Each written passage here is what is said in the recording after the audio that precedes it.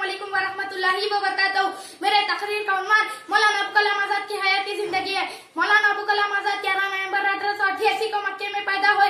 इनका असल नाम फेरोज था, लक़ब अबुल कलाम और तखल्लुस आजाद था। इनके वालिद का नाम मौलाना खैरुद्दीन और वालिदा का नाम आलिया और दादा का नाम शेख मोहम्मद आदी था। मौलाना आजाद ने क़िराअतुल कुरान के इब्तिदाई असबाब हर मुकाबले में खालिद शेख हसन से दुरुस्त किए। मौलाना आजाद के वालिद अंग्रेजी तालीम के सख्त खिलाफ थे। इनका मानना था कि जदीद तालीम मजहबी अकीदे को तहस नहस कर देती है। इसी सोच के तहत उन्हें मौलाना आजाद को मदरसा भेजना तक गवारा नहीं था। उन्होंने हिंदुस्तानी मुसलमानों के रिवायती व कदीम निजाम तालीम नज़्म हर मैदान में मारूफ उलमा के जरिए घर ही में करवाया। मौलाना आजाद ने पहले फारसी पढ़ी, अरबी जबान में 10 हासिल कर लेने के बाद फलसफे, अक़लीदी, रियाजी और अलजबरा की तालीम के साथ साथ इस्लामी दिनियात में एक निसाब भी राजी तौर पर मुकम्मल कर लिया। कदीम निजाम तालीम के पीरोकार तलबा ये निसाब 25 साल की उम्र में मुकम्मल करते, लेकिन मौलाना अबुल कलाम आजाद ने यह निसाब 16 साल की उम्र में मुकम्मल कर लिया। 20वीं सदी की अहम शख्सियत में मौलाना अबुल कलाम आजाद का नाम बहुत ही अहमियत का हामिल है। वो सिर्फ सियासी लीडर और दीनी रहनुमाई नहीं बल्कि एक ऐसे मुफक्किर थे जिन्होंने दुनिया इस्लाम का उरूज व ज़वाल का बहुत गहराई से मुताला किया और वो ये जानते थे कि मुसलमानों का ज़वाल नतीजा इनके इस गैर अमली कामों का जिसमें वो पिछले 400 साल से उलझे हुए हैं। अपनी तहरीरों और तहरीरों के जरिए उन्होंने मुसलमानों को बावर कराने की कोशिश की थी कि ज़वाल इस्लाम खुद इनके सबब गैर इस्लामी और गैर अक़ली का रवैया है। चुनांचे अपनी मशहूर ज़माने तसन्नीफ गुबार कातिल में वो मुसलमानों को ऐसे मुखातिब करते हैं इफलत और शर्मसारी की बहुत सी रातें बसर हो चुकी है। अब खुदा के लिए बिस्तर सदुवशी उठाकर देखे कि आफ़ताब कहाँ तक पहुँच गया है, आपके हम सफर कहाँ तक पहुँच गए हैं और आप कहाँ पड़े हुए हैं। मौलाना अबुल कलाम आजाद ने हुब्बुल वतनी के फरोग के लिए हर जरूरी कदम उठाया। जरीदों और अखबार में मज़ामीन लिखे, अवामी जलसों में तकरीरें की।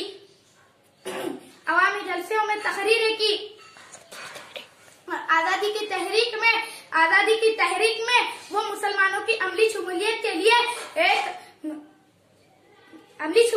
लिए वो अजीम मुहर्रिक बने। मौलाना आजाद एक अजीम मुजाहिद आजादी थे।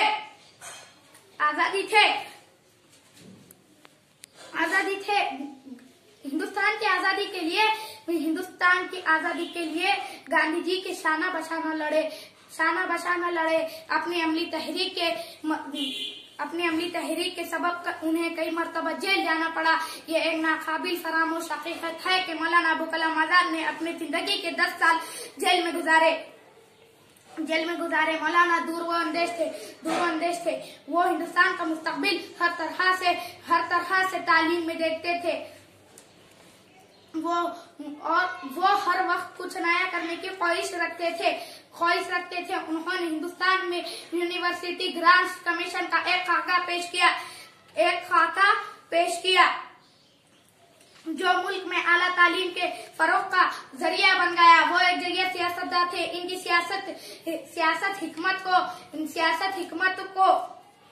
सियासत हिकमत अमली को एहतराम की नजर से देखा जाता था। वो मसालिहती अंदाज में मामलों को निपटाते थे। इसीलिए उन्हें बरतानवी हुकूमत से मसालिहत के लिए कई वफूद में शामिल किया गया। मौलाना अबुल कलाम आजाद ने अपनी जिंदगी में बहुत कुछ हासिल किया और कौम को बहुत कुछ दिया जिनका शुमार करना मुमकिन नहीं। इनके कारनामों की फहरिस्त बनाया जाए तो स्कॉलर के साथ नाइंसाफी होंगी। इनके ख्यालात और कारगुजारी को समझने की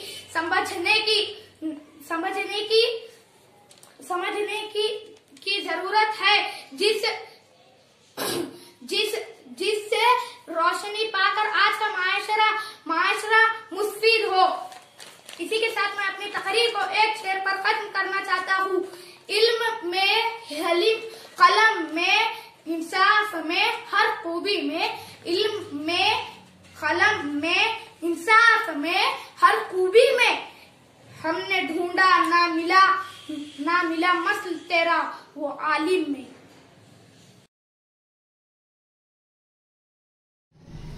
बिस्मिल्लाहिर्रहमानिर्रहीम। मैं रेहान शिक्षा के मोहसिन अहमद उर्दू प्राइमरी स्कूल का तालिब इल्म हूँ। मैं आपके सामने मौलाना अब्दुल कलाम आजाद की तकरीर पेश करने जा रहा हूँ। जनाब सल्लल्लाहु मेहमान खुसूसी असातिज़े इकराम और मेरे प्यारे साथियों, अस्सलामु अलैकुम। वो अखलाक का मुसाफिर ये पहचान इसकी, वो अखलाक का मुसाफिर ये पहचान इसकी, जिधर से गुजरता है सलीका छोड़ जाता है। आज हम आपको मुस्लिम मुजाहिदीन और मुस्लिम कायदीन के सिलसिले में एक ऐसे शख्सियत से मिलाने जा रहे हैं जो सही मानों में हिंदुस्तानी तारीख के सबसे बड़े मुस्लिम कायदीन रहे हैं। ना सिर्फ ये कि बहुत बड़े मुस्लिम कायदीन रहे हैं, बल्कि इन्होंने आज़ादी के कबल और इसके बाद भी हिंदू मुस्लिम इतिहास के लिए जी जान से कोशिश की, कामयाब भी रहे।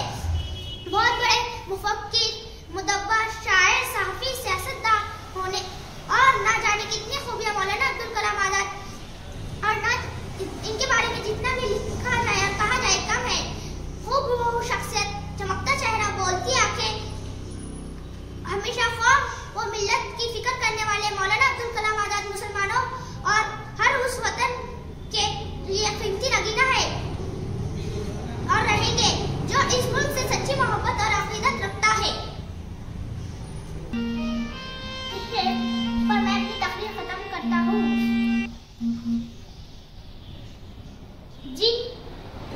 जिनके कमालात पर जिनके कमालात पे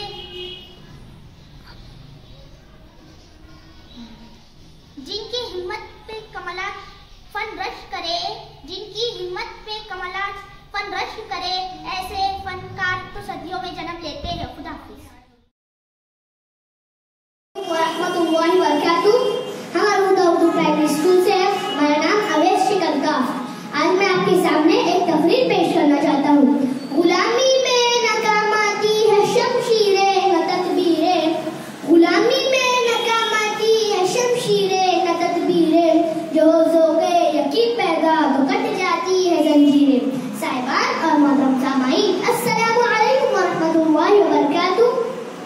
आज मैं आपके सामने एक ऐसी अजीम शख्सियत के बारे में लफ्ज़शाई करना चाहता हूँ जिसने हिंदुस्तान को सही मानों में एक आजाद और खुद मुख्तार मुमलिकत बनाने में अपना किरदार बखूबी अदा किया। जनाब शेक्सपियर कहता है कि कुछ लोग पैदा ही ऐसे होते हैं, कुछ लोग अपनी जिद्दोजहद और कारनामों की बदौलत अज़मत हासिल करते हैं।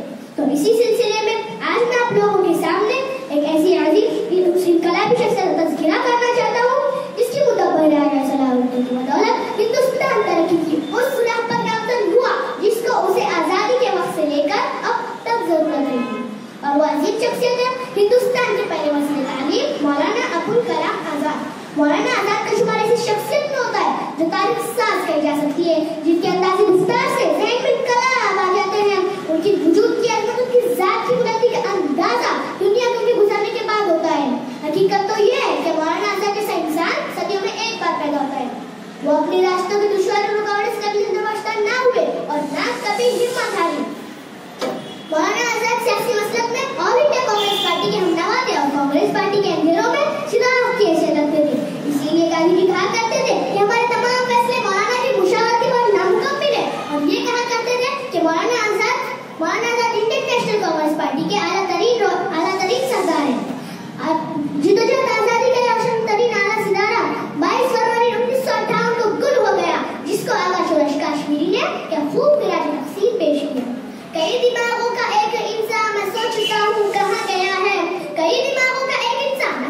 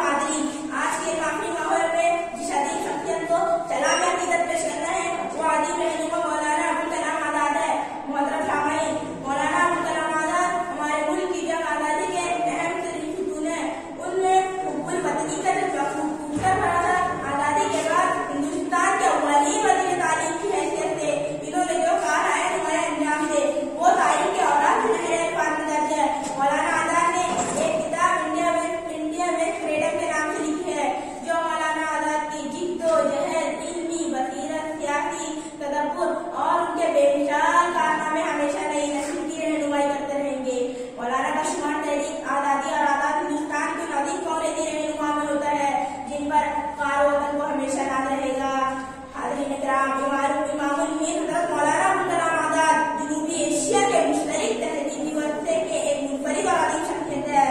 उनमें सियासी, मिली, अदबी, फिक्री और मजहबी कारनामों ने जदीद एशिया के तारीख पर गहरे नक्श छोड़े हैं। वक्त ने एक अदीम फहम, गहरी फरासत, सियासी तदब्बुर पर मोहर लगा दी। मोहतरम हाज़रीन, आज भी जब हम तकरीबन एक सदी पहले के लिखे हुए आसार की बरकरदारी करते हैं तो यूँ लगता है कि मौजूदा दौर की कोई खास अजीम शख्सियत है।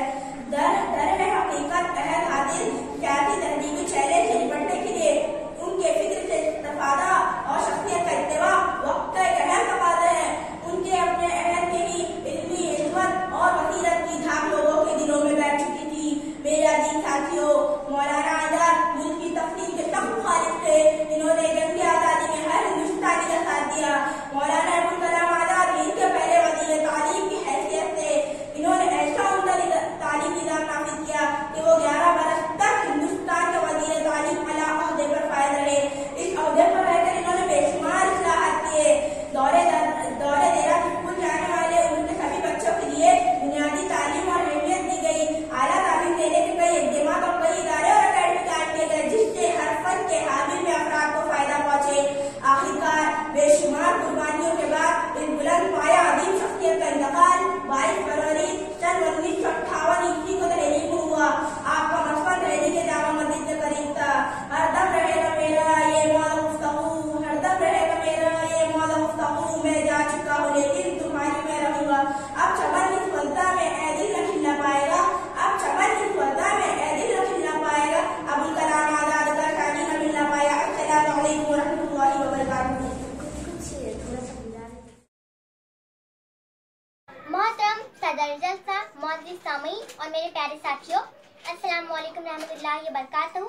मेरा नाम नूरन फातिमा शेख अदाद हुसैन है और मेरे स्कूल का नाम महानगर पालिका दरारपुरा नंबर 1 औरंगाबाद है। जैसा कि हम सब जानते हैं कि आज हम यहाँ मौलाना अबुल कलाम आज़ाद की शख्सियत के बारे में तकरीर करने के लिए जमा हुए हैं।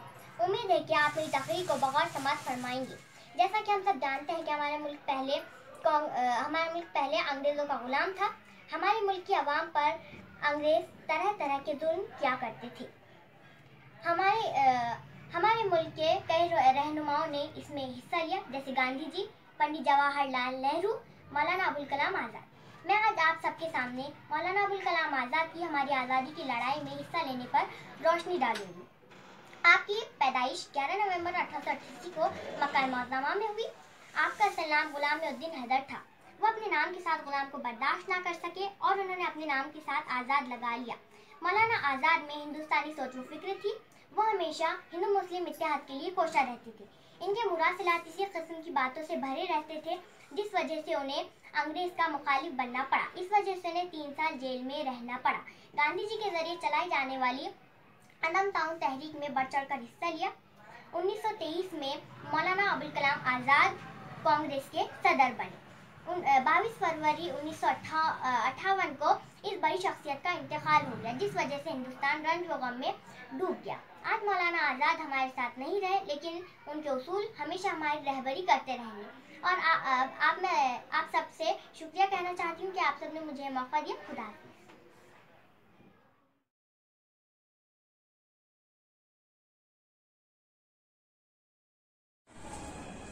बिस्मिल्लाहिर्रहमानिर्रहीम। गुलामी में नकामाती है शमशीरें न तदबीरें, गुलामी में नकामाती है शमशीरें न तदबीरें, जो सपने यही पैदा तो कट जाती है जंजीरें। हजारों साल नरगिस अपनी बेमुरी पे रोती है, हजारों साल नरगिस अपनी बेमुरी पे रोती है। बड़ी मुश्किल से होता है जब में दीदार पैदा। मोहतरम सदर जलसा,